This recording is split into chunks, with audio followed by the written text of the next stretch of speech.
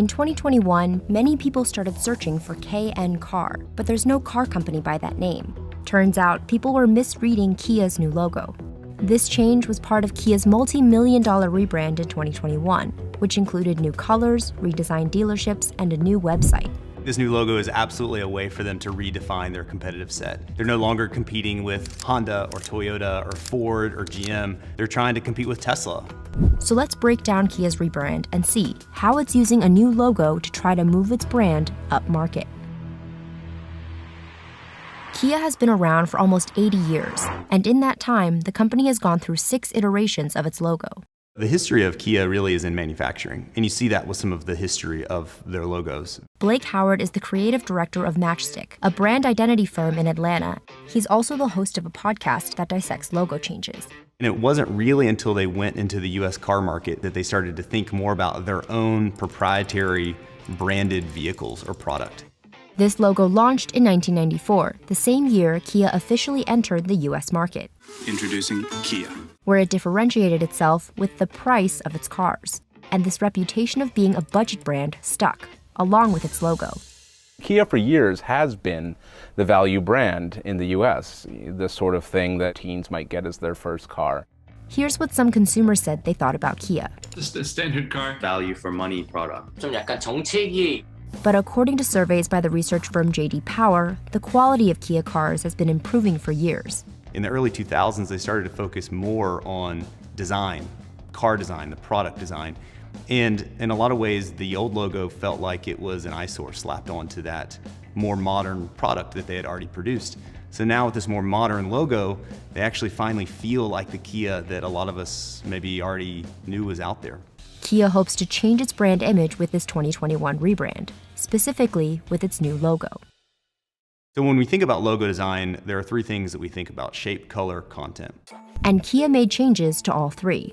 In terms of shape, Kia ditched the traditional container that many other car companies use in their logos. So you can see Honda has the container, Toyota has traditionally had that container, and that's because it's super functional. It's easy to slap on that container shape as a separate piece of artwork on any type of make or model of a vehicle. For color, Kia swapped out red for black to not only indicate a dramatic change from its previous logos, but also to stand out from other car brands. Red and blue are the most popular colors for brands to choose in the United States, which is no surprise.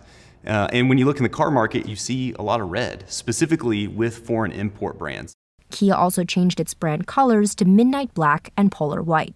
It's no longer just a generic red. It's no longer a generic white. Even the nuanced decision in color like that signals that they're a little bit more design driven. Consumers might not generally recognize it at a high level, but I do think it all starts to feel cohesive, and it will build a visual language for Kia over time that hopefully is recognizable. Finally, there's the content of the logo, which involves the choice of typography. It's always ideal to have the brand name front and center out in the marketplace as loud and proud as possible. And Kia chose to represent its brand name in an abstract way, but this design choice has caused some confusion. Saw this logo on a car and thought it was 9-inch nails. The biggest criticism is around legibility. When people see a car brand, they expect to quickly understand what the brand name is, especially when there are letters involved. Blackspace, the agency that designed Kia's new logo, says the lettering is meant to look like a cursive signature.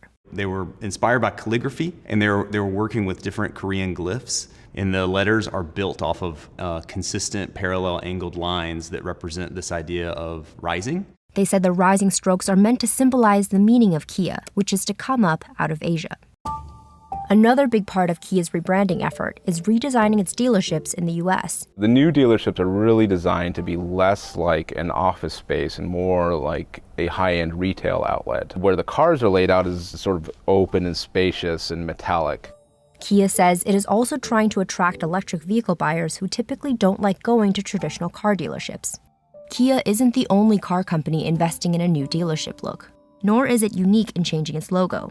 But what may set Kia apart is the speed and breadth of its rebranding efforts. This is something that usually happens slowly and surely over a number of years, and Kia seem to be, by comparison, doing this at breakneck speed. So how has Kia's business changed since it unveiled its rebrand in January 2021?